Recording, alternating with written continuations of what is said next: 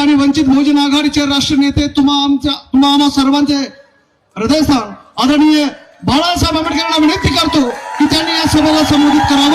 आदरणीय बाळासाहेब आंबेडकर, बाळासाहेब आगे बढ़ो, बाळासाहेब आगे बढ़ो।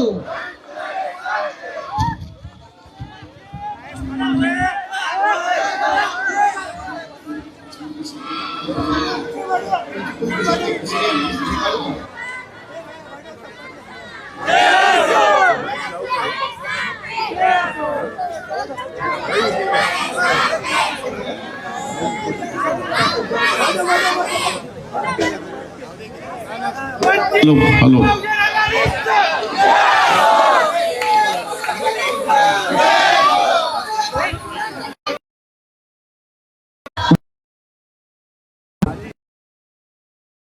तील खासदार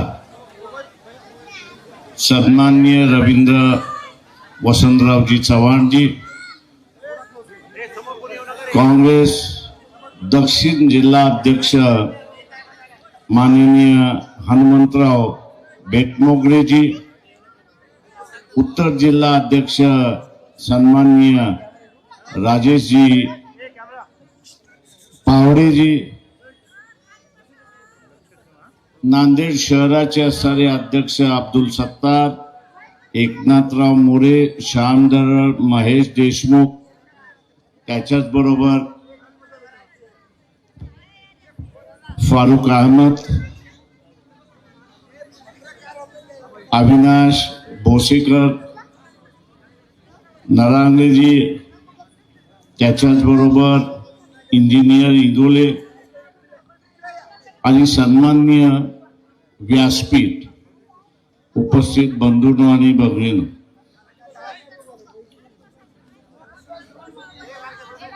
तुम्ही सगळे खाली बसलात तर थोडस बरं होईल। बसा खाली।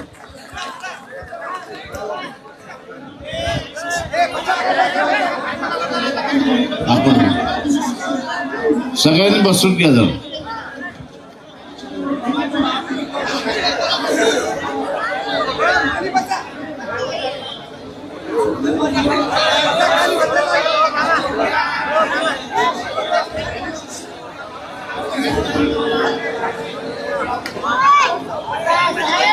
भारतीय जनता पक्ष आणि RSS वाले असे म्हणतात आहेत की आम्ही असणारा 2029 सुद्धा निवडणुका जिंकू आणि 2034 जिंकू अशी असणारी परिस्थिती। मी असं म्हणेन की हे तुम्हाला फसवणारं वाक्य आहे, हे लक्षात घ्या।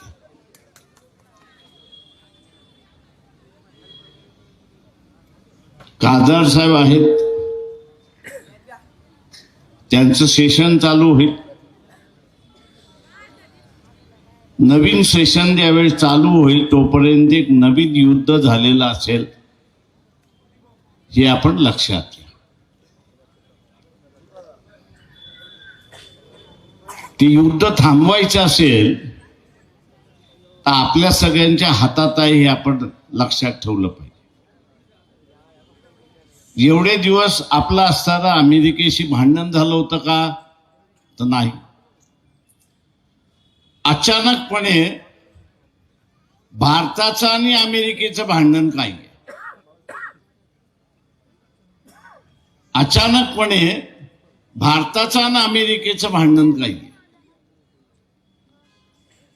भांडणाचा कळीचा दारच कोणी जर कोण असेल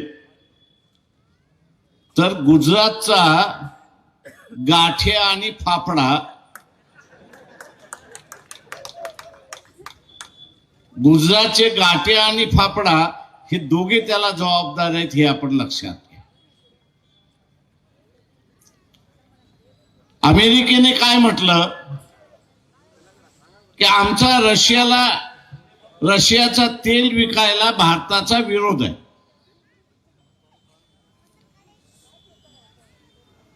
ते म्हटले विरोध का आहे? तर रशियाचं तेल भारत जरी विकत असला तर त्याच्यातून नफा होतोय, तो नफा भारताच्या तिजोरीमध्ये जात नाही, तर तो असणारा नफा रिलायन्सकडे जातो हे आपण लक्षात घ्या. हे जे नवीन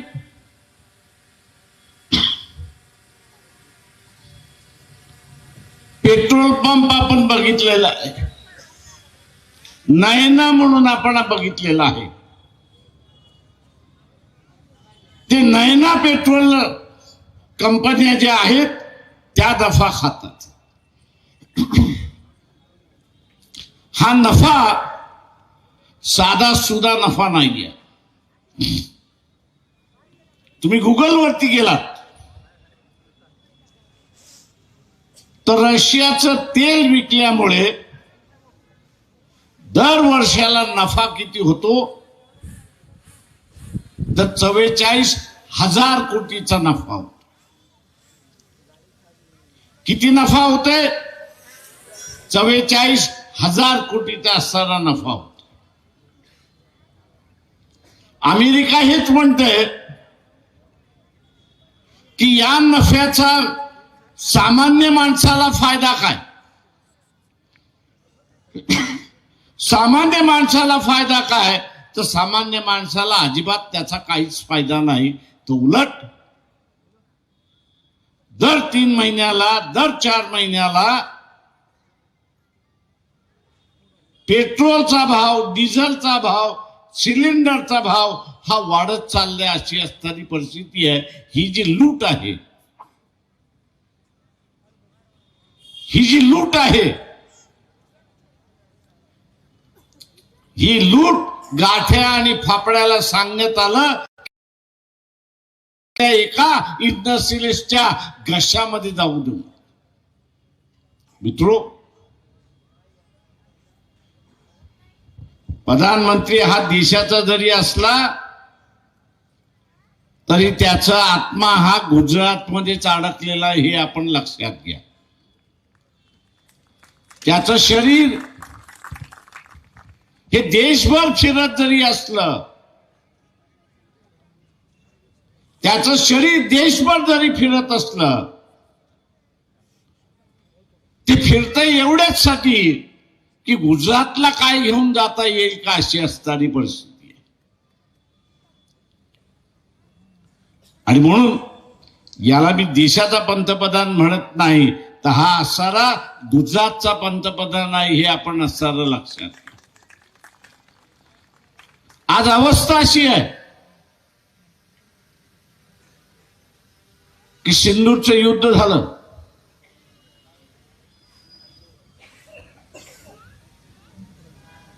जगभर मोदी फिरून आले. एकही देश राहिला नसेल की जिथे मोदी गेला नसेल. आम्ही हा करारनामा केला, तो करारनामा दिला, याला एवढे पैसे दिले, त्याच्याकडून एवढं आम्ही केलं. पण सिंदूरच्या युद्धामध्ये एक तरी मित्र तुमच्या बाजूने उभा राहिला का? रशिया सोडून, रशिया सोडून एक तरी देश तुमच्या बाजूला उभा राहिला का? तर नाही. सिंधूचं युद्ध संपलं आणि आपण असताना बघितलं, फ्रान्स असेल, इंग्लंड असेल, अमेरिका असेल, रशिया असेल, चायना असेल, यांनी काय म्हटलं की आम्ही असताना पाकिस्तानला सामुग्री पुरवणार आहोत. ते सौदी अरेबिया असेल, UAE असेल, तुर्किस्तान असेल, आर्मेनिया असेल, इथली जी गोदी मीडिया जी आहे,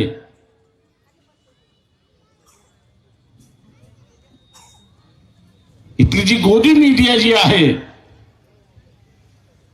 ही भयानक परिस्थिती आपल्या समोर आणत नाही की आज भारताबरोबर एकही देश राहिलेला नाही, मित्र राहिलेला नाही. आणि का मित्र राहिला नाही? तर लुटमार करणारा पंतप्रधान, लुटमार करणारा पंतप्रधान आज विश्वाचा गुरु होतोय आणि मी गुरु आहे असं तू म्हणतोय. तो म्हणतो साल्या तुला दाखवून देतो तू गुरु आहेस की कोण आहेस. ही लहान पोरांची भांडणं होत नाहीत का? तू माझ्याशी दादागिरी करतो का? मी तुला बघतो आता. आणि या सगळ्या देशाने या विश्वगुरूची जिरवायची ठरवलेली आहे.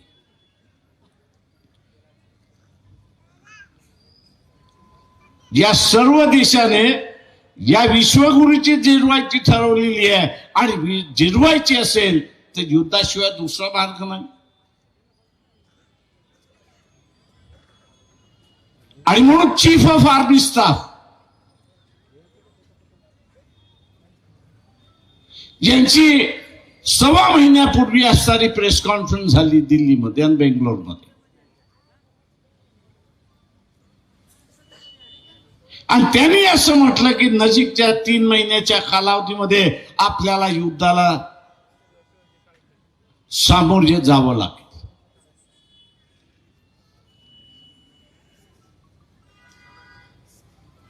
नाहक नसताना आपल्याला युद्धाला समोर जावे लागतंय. याचं कारण जगाला या विश्वगुरूची जिरवायची आहे. जगाला या विश्वगुरूची जिरवायची आहे. तुम्हाला युद्ध पाहिजे का? तुम्हाला सगळ्यांना युद्ध पाहिजे का? आता युद्ध नसेल तर त्यांनी जिरवण्यापेक्षा तुम्हीच जिरवा ना या खाकडा आणि फाफड्यात.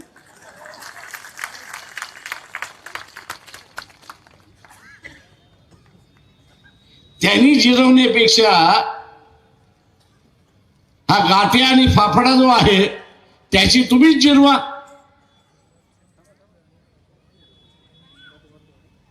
नांदेडमध्ये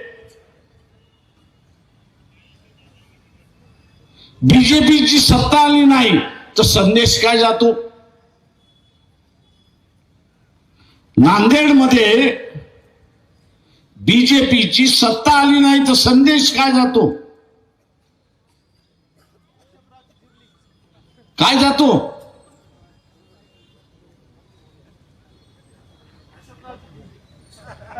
अशोकराव तर प्यादा आहे बिचारा.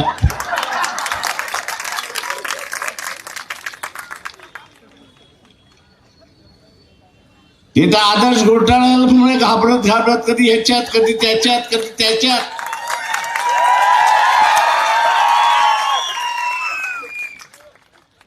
अशोक चव्हाणांना एवढं म्हटलं की नांदेडकरांचा अंत बघू नका. त्यांनी आंदोलन केलं तर म्हटलं आदर्श आपला तिहार जेलमध्ये दिसेल, दुसरं कुठे दिसणार नाही.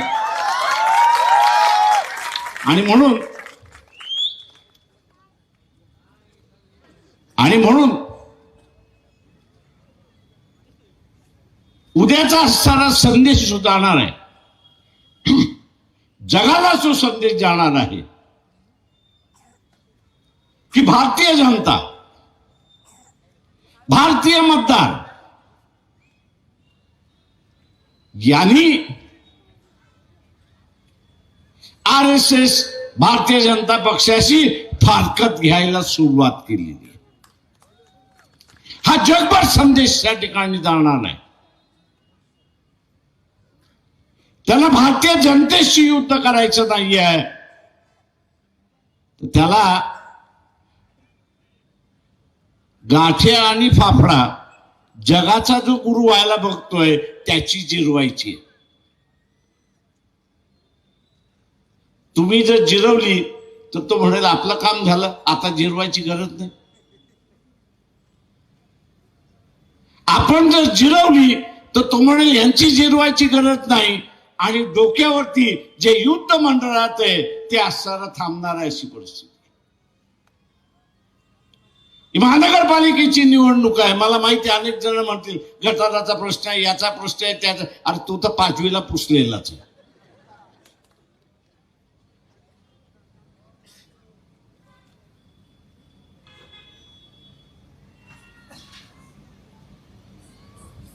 पाच विमानं पडली. हे सरकार अजून कबूल करायला तयार. युद्धामध्ये हे नुकसान होत असतं, नवीन काहीच नाही त्याच्यामध्ये.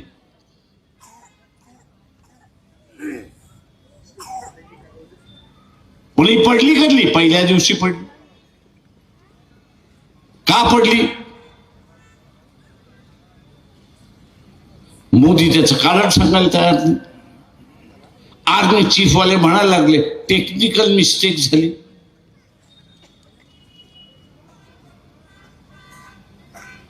युद्ध करायचं की न करायचा हा निर्णय पंतप्रधान आणि त्याच्या कॅबिनेटचा. पण एकदा युद्ध करण्याचा निर्णय झाला, ते कसं करायचं, कशा पद्धतीने लढायचं, त्याच्यासाठी आर्मी आहे ना. पण या गाठ्याला आणि फाफड्याला असं वाटलं की आपण जगाचं गुरु झाल्यामुळे युद्धाचंही गुरु झालो म्हणून.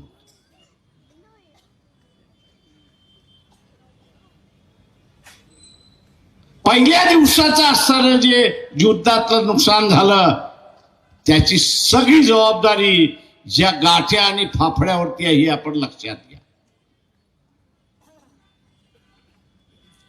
गाठ्या आणि फाफड्यावरती आहे हे आपण लक्षात घ्या. आणि तिसऱ्या दिवसापासून आर्मीने सांगितलं याला खड्ड्यात घाला आणि आपण लढलं पाहिजे, अशी असणारी परिस्थिती. गेल्या 70 वर्षाच्या भारतीय इतिहासामध्ये पंतप्रधानाचं कार्यालय एक बोलतंय आणि त्याच्या विरोधात आर्मीचा कमांडर इन चीफ हा वेगळं बोलतोय. हे झालंय का? मला उदाहरण करून दाखवा. ते कधीच झालं नाही. सर्व पंतप्रधानाने आर्मी चीफचं नेहमीच ऐकत आले, अशी असणारी परिस्थिती.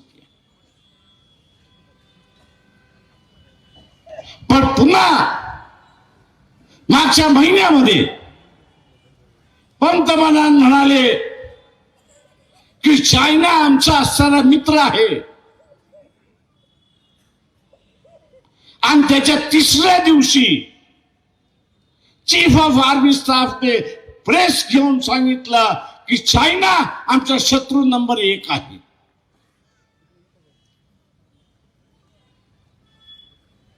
दोन दिग्गज देते, एक पंतप्रधानाच्या खुर्चीवर बसलेला आहे आणि एक आर्मी चीफ जो अख्खा देश त्या ठिकाणी सांभाळतो. आजची परिस्थिती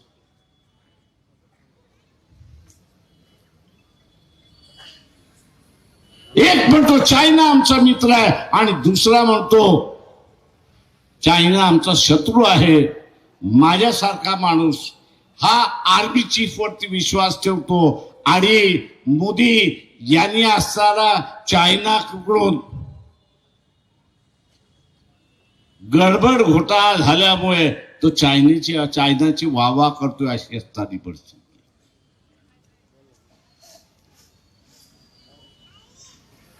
देशाला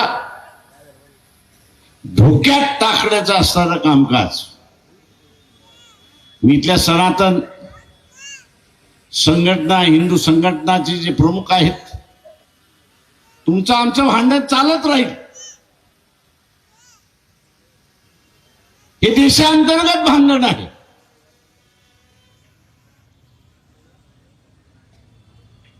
हे देशांतर्गत भांडण आहे. पण उद्याचे असणारे 5 राष्ट्र त्याच्यामध्ये आणखी येतील.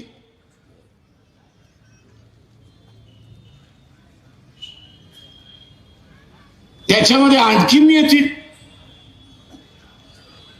आणि खरंच त्या आर्मी चीफनी सांगितल्याप्रमाणे युद्ध झालं आणि त्यांच्याकडून सामग्री त्यांना मिळाली, तर आपण स्वतःला असणारं शाबूत ठेवू शकतो का, याचा विचार होणं हा गरजेचा आहे. आपण देशाला शाबूत ठेवतो का हा विचार करणं हा महत्वाचा आहे. आणि म्हणून इथल्या असणाऱ्या सनातन हिंदूवाद्यांना माझं आव्हान आहे,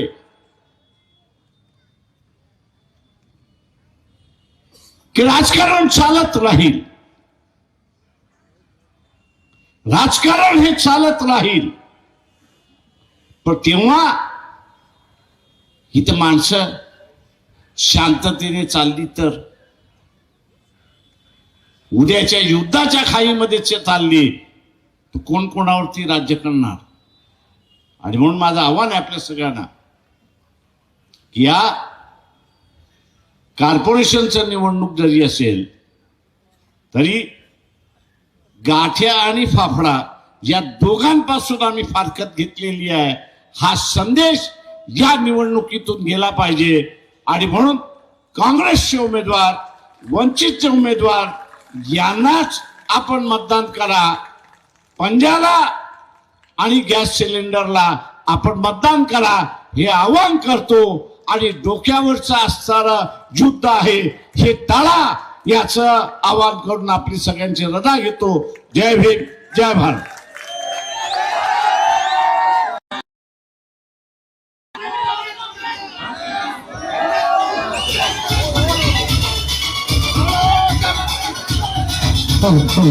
सर्वांनी जायला रस्ता द्यायचा आहे.